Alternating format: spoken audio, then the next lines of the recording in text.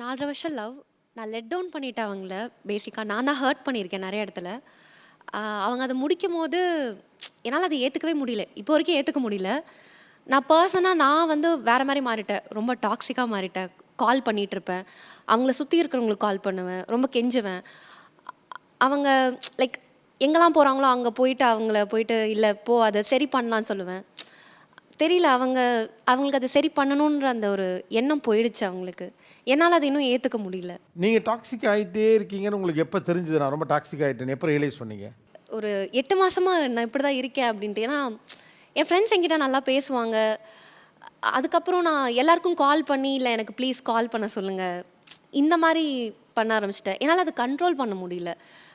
நான் நானாவே இல்ல அப்படின்றது எனக்கு புரிய ஆரம்பிச்சது. எப்படி மீண்டு வந்தீங்க அப்போ? வரல. இன்னும் வரல.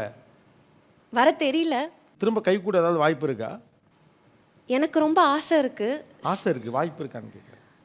வாய்ப்பு இல்லன்னு தான் நெனைக்கிறேன். ஆ. அப்போ என்ன ஆப்ஷன் இருக்கு நமக்கு? இதுலேருந்து வெளில தான் வந்து ஆவணும். எனக்கு அது வர தெரியல.